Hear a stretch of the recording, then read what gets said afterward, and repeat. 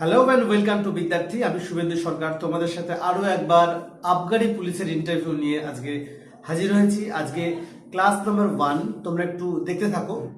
আশা করি বিগত বছরের যে পরীক্ষাগুলি হয়ে গেছে ডাব্লিউবি যে কনস্টেবল, সেখান থেকে অনেক এই ক্লাস থেকে হয়তো তোমরা কেউ কেউ উপকৃত হয়েছো বা অধিকাংশ উপকৃত হয়েছো। তো সেই জন্য তোমাদের রিকোয়েস্টে আরো একবার আমরা চলে এসেছি ইন্টারভিউ ক্লাস আবগারি বিভাগ। তো দেখো, আবগারি হোক কি কনস্টেবল, বেসিক্যালি যে কোনো ইন্টারভিউর কয়েকটা দিক থাকে।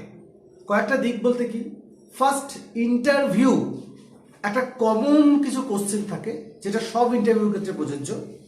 সেটা তুমি আবগারি দাও কি ওয়েস্ট বেঙ্গল পুলিশ দাও কি তুমি যে কোনো সেক্টরে দাও পরীক্ষা, পিএসসি যে কোনো পরীক্ষাতে দাও, কিছু একটা কমন ফ্যাক্টর থাকবে তোমার মধ্যে। তার মানে যে কোশ্চেনগুলো সব জায়গায় তোমাকে জিজ্ঞেস করা হবে, তার মানে তোমার পার্সোনাল ডেভেলপমেন্টের ওপর যে ব্যাপারগুলো রয়েছে সেইগুলোর ওপর কিন্তু তোমাকে প্রশ্ন করা হবে।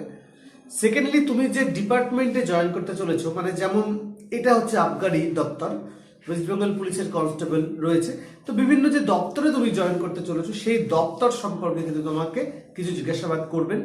এবং আরো একটা যে দিক, সেটা হচ্ছে তোমার পড়াশোনার ক্ষেত্রে যে সাবজেক্টটা যেটা নিয়ে তুমি মেইনলি পড়াশোনা করছো সেই রিলেটেড কিছু কোশ্চেন কিন্তু হবে। তো মেইনলি এই যে তিনটে দিক রয়েছে, একটা হচ্ছে একাডেমিক, তুমি যেটা নিয়ে পড়াশোনা করেছো, বা আউট নলেজ তোমার কিছু জিকে, এখন যেটা চলছে সাম্প্রতিক কালে যেটা চলছে সেই রিলেটেড, মানে একাডেমিক। আর একটা হচ্ছে তুমি যে সেক্টরে চাকরি করতে চলেছো সেই কোম্পানি রিলেটেড কিছু। আর একটা কি, তোমার পার্সোনাল ডেভেলপমেন্ট, যেটা ভেরি ভেরি ভাইটাল কিন্তু তোমার ইন্টারভিউর ক্ষেত্রে। ওকে, তো এই তিনটে জিনিস কিন্তু তোমাকে রেডি করতে হবে, পার্ট বাই পার্ট তোমাকে রেডি হতে হবে। তো আমি প্রত্যেক দিনের যে ক্লাসগুলো হবে পার্ট বাই পার্ট, প্রত্যেকটা ক্লাসেই কিছু পার্সোনাল ডেভেলপমেন্ট নিয়ে আলোচনা করব এবং কিছু তোমাদের আবগারি দপ্তর, কারণ দপ্তর সম্পর্কে তোমাদের জানতে হবে। তোমরা ডাব্লিউবি সম্পর্কে বহুত কিছু জানো, অনেক কিছু জানো, তো আবগারি রিলেটেড কিছু ইনফরমেশন তোমাদেরকে কিন্তু রাখতে হবে যতটা সম্ভব। সবটা হয়তো না জানলেও চলবে, কিন্তু যতটা আউট নলেজ রয়েছে ততটা কিন্তু তোমাদেরকে নিতে হবে। তো যেমন ধরো আমি ফার্স্ট আজকে বলি, নাম্বার 1 হচ্ছে পার্সোনাল ডেভেলপমেন্ট। তো এক্ষেত্রে তোমাকে জানতে হবে নিজের সম্পর্কে, নিজেকে বুঝতে হবে। ইন্টারভিউ মানে হচ্ছে তুমি নিজের সম্পর্কে কতটা জানো, কতটা ওয়াকিবহল, সেটা জানার জন্য কিন্তু তোমাকে ডাকা হয়েছে। তোমাকে প্রথমেই প্রশ্ন করতে পারে যে তোমাকে কেন ডাকা হয়েছে, জানো তুমি তুমি কেন এখানে এসছো জানো? তো না স্যার, আপনারা তো জানবেন আমাকে কেন ডাকা হয়েছে, এরকম নয়। তুমি নিজেকে কতটা চেনো, তোমার মধ্যে কতটা কোয়ালিটি আছে, কতটা এবিলিটি আছে এই জবটা করবার জন্য, সেইটা কিন্তু তোমাকে প্রমাণ দিতে হবে হাতে কলমে। তুমি কতটা পড়াশোনায় ভালো, সেটা তোমার যে রিটেন এক্সাম হয়েছে 90 মার্কস, সেটার মধ্যে ওনারা জেনে গেছেন। কিন্তু হাতে কলমে তোমাকে ওনারা দেখতে চান, পরীক্ষা করতে চান, কিছু তোমার সাথে কথা বলে ওনারা বুঝতে চান যে হ্যাঁ, এই ক্যান্ডিডেটটি এই পরীক্ষা পাশ করেছে ঠিকই, কিন্তু এই দপ্তরের জন্য এ সত্যিই অ্যাপ্লিকেবল, বা এ পারবে, বা এর মধ্যে সেই যোগ্যতা আছে। তো সেই জিনিসটা কিন্তু তোমাকে প্রপারলি তাদের কাছে প্রেজেন্ট করতে হবে। তো এটা যে ভালো করে প্রেজেন্ট করতে পারবে সে কিন্তু গেইন করবে। অতএব একাডেমিক কোয়ালিফিকেশন তোমার যাই থাকুক, তুমি কতটা আউট নলেজ রয়েছে সেটা তো একটা ভ্যারি করে, কিন্তু তোমার সাবজেক্ট থেকে তুমি কতটা জানলে তার থেকেও বড় কথা তুমি নিজের সম্পর্কে কতটা জানো, আমাদের ডিপার্টমেন্ট সম্পর্কে কতটা জানো, এবং এইগুলো কিন্তু তোমার উপর তোমার থেকে ওনারা আশা করবেন। তো ফার্স্ট যেটা বলা হয় যে তিনটে পয়েন্ট বলবো আজকে, জাস্ট তিনটে পয়েন্ট নিয়ে একটু আলোচনা করবো। ফার্স্ট হচ্ছে তুমি যখন ঢুকছো কিরকম অ্যাপিয়ারেন্স হবে সেগুলো আমি পরে আলোচনা করবো। ফার্স্ট আজকে যেটা কোশ্চেন, ফার্স্ট কেন ইন্টারভিউ, নাম ঠিকানা এগুলো সব জিজ্ঞেস করবে। ফার্স্ট হচ্ছে কেন এই ইন্টারভিউ, তোমাকে কেন আজকে আমরা ডেকেছি, যদি বলা হয় তাহলে কোশ্চেনের উত্তর কি দেবে, তো সেগুলো আগে থেকে রেডি করতে হবে। তো শুনে নাও, কেন আমাকে এই আজকে ইন্টারভিউতে ডাকা হয়েছে। তো আমি কি বলবো, নিজেরা কিন্তু প্ল্যান করবে কি বলা যেতে পারে। যেটা আমি বলবো, যেটা কোথাও পাবে সেটাকেই তোমাকে উগড়ে দিতে হবে এরকম নয়। থিম বা কনসেপ্টটা নেবে, নিজের ভাষায় বলতে হবে।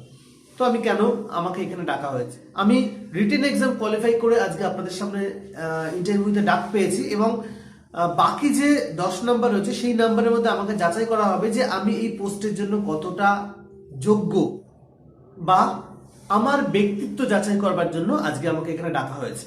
ঠিক আছে, তো এইভাবে কিন্তু তোমাকে উত্তরটা দিতে হবে, খুব শর্টে সংক্ষেপে উত্তরটা দিতে হবে এবং কমপ্লিট অ্যান্সার দিতে হবে। এইবার এখান থেকে প্রশ্ন আসতে পারে যে এই যে ব্যক্তিত্ব যাচাই করবার জন্য আমাকে ডাকা হয়েছে, তো হোয়াট ইজ ব্যক্তিত্ব, পার্সোনালিটি কি? তো এই পার্সোনালিটি কি সেটা কিন্তু তোমাকে পুঙ্খানুপুঙ্খভাবে বুঝতে হবে, জানতে হবে এবং নিজের ওপরে সেটা অ্যাপ্লাই করতে হবে। তো পার্সোনালিটি, হোয়াট ইজ পার্সোনালিটি, তার মানে ব্যক্তিত্ব কি? তোমার কথা বলা, তোমার তাকানো, তোমার হাসি, তোমার হাঁটা চলা, বসা ওঠা, সমস্ত কিছু, পুরো বিষয়টা, তোমার ডিসিশন নেওয়ার ক্ষমতা, এই সমস্তটা কিন্তু তোমার ড্রেস কোড অবশ্যই, এই সমস্তটা মিলে কিন্তু পার্সোনালিটি ডেভেলপমেন্ট বা পার্সোনালিটি। তার মানে দেখবে অনেক সময় আমরা জাস্ট দুদিন আগেই আমরা একটা নিউজে দেখলাম যে কোনো একটা জায়গায় এক কৃষক, তার একটা গাড়ি কেনার শখ হয়েছে, তো সে গাড়ি কিনতে গিয়েছে, তো তার পোশাক দেখে যে সেলসম্যান সে বলেছে আপনার গাড়ি কেনার ক্ষমতা নেই, তো তাকে বের করে দিয়েছিল।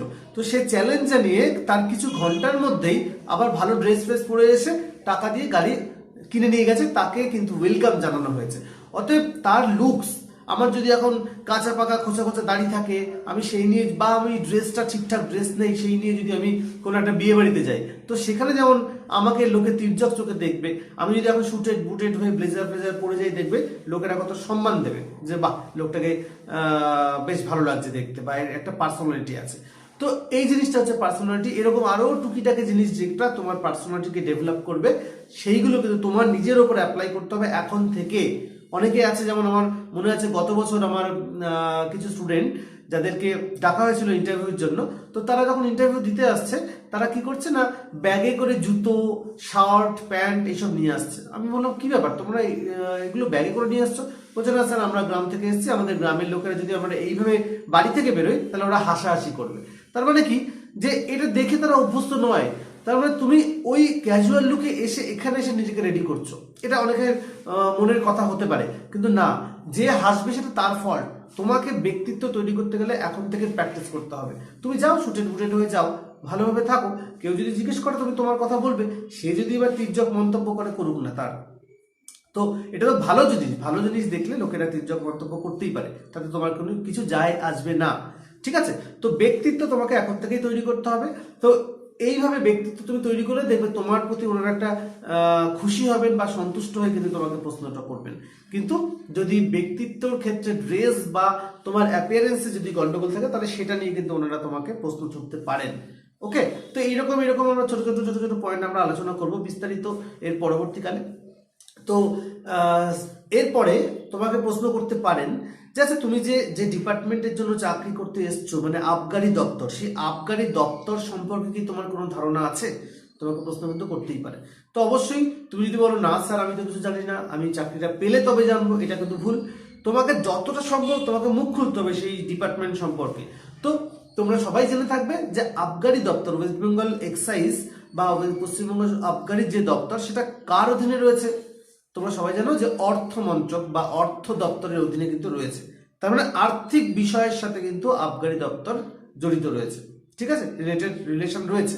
তাহলে এবার যখনই তুমি বললে যে অর্থ দপ্তরের অধীনে এই আবগারি দপ্তর, তখনই একটা খুব সিম্পল কথা মাথায় চলে আসবে, ওনারা কিন্তু প্রশ্ন ছুড়ে দেবেন, আচ্ছা তুমি তো বললে অর্থ দপ্তর, তুমি জানো এই অর্থ দপ্তর তার প্রধান বা আমাদের রাজ্যের অর্থমন্ত্রী কে আছেন বর্তমানে? তাহলে তোমাকে কি জানতে হবে, অর্থ দপ্তর যেই বলেছো তখনই অর্থমন্ত্রী তাদের নাম জানতে হবে। তার মানে অর্থমন্ত্রী মানে আমার রাজ্যের এবং সাথে সাথে সেন্ট্রালে। তুমি যদি অর্থমন্ত্রীর নাম বলো আমাদের রাজ্যের, তখন কিন্তু ওনারা জিজ্ঞেস করতেই পারেন যে আচ্ছা তুমি তো অর্থের বললে, বলো তো আমাদের রাজ্যের অর্থমন্ত্রীর নাম বললে, বলো তো সেন্ট্রালে কে আছে বা কেন্দ্রে কে আছে, তখন সেটাও কিন্তু বলতে হবে। তাহলে অর্থমন্ত্রীকে আমি জানি তোমরা প্রত্যেকেই জানো। তো বর্তমান অর্থমন্ত্রীকে অমিত মিত্র, মাননীয় অমিত মিত্র মহাশয় আগে ছিলেন, কিন্তু এখন অর্থমন্ত্রিত্বটা কিন্তু মাননীয় মুখ্যমন্ত্রী নিজের হাতে রেখেছেন। তার মানে আমাদের মাননীয় মুখ্যমন্ত্রী বা মমতা বন্দ্যোপাধ্যায় মহাশয়া কিন্তু এখন অর্থমন্ত্রকের দায়িত্বে রয়েছেন রাজ্যের। আর সেন্ট্রাল যদি হয় তাহলে মাননীয়া নির্মলা সীতারামন। ম্যাক্সিমাম স্টুডেন্ট কিন্তু তোমরা নির্মলা সীতারামন বলে দেবে, বা তোমরা অমিত মিত্র বলে দেবে বা মমতা বন্দ্যোপাধ্যায় বলে দেবে, কিন্তু না, এটা একটা মন্ত্রীর নাম বলছো তুমি, তার মানে সেই চেয়ারটাকে রেসপেক্ট করতে হবে, তোমাকে মাননীয়া, অনারেবল, ম্যাম এইসব কিন্তু তোমাকে বলতে হবে। ঠিক আছে, এগুলো মাথায় রাখো। প্রত্যেকটা জিনিস কিন্তু ঠিকভাবে উত্তর দিতে হবে। তুমি জানো অথচ বললে না, এই কারণে যেন তোমার নাম্বার না কমে যায়, এটাই হচ্ছে বক্তব্য।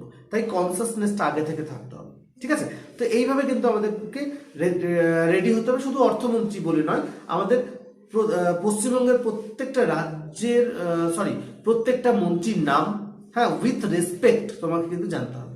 তো এই নিয়ে আমরা আস্তে আস্তে ধীরে ধীরে আলোচনা করবো। এর পরবর্তীকালে আমরা বলে দেবো যে আবগারি দপ্তরের উদ্দেশ্য কি, কাকে বলে, কি নিয়ে কাজ করে, তাদের নীতি কি। যেমন ধরো তার হেড অফিস কোথায়, অর্থ দপ্তরের হেড অফিসটা কোথায় আছে? অর্থ দপ্তরের হেড অফিস আছে আমাদের হাওড়া, নবান্ন। আর যদি বলা হয় যে আবগারি দপ্তরটা কোথায়, তখন বিবি গাঙ্গুলি স্ট্রিট, তো কলকাতা। তো এইরকম কিন্তু তোমাদের ছোট ছোট প্রশ্নগুলো জানতে হবে। তো আজকের মতো এইটুকুনি। পরবর্তী পার্ট 2-তে তোমরা আরো বিস্তারিত কিন্তু পার্ট আলোচনা পাবে। তো দেখতে থাকো, সঙ্গে থাকো। যারা নতুন আছে তারা অবশ্যই সাবস্ক্রাইব করে নেবে, আর যদি ভিডিও ভালো লেগে থাকে তাহলে লাইক, শেয়ার, কমেন্ট অবশ্যই করবে। তো আজকের জন্য টাটা।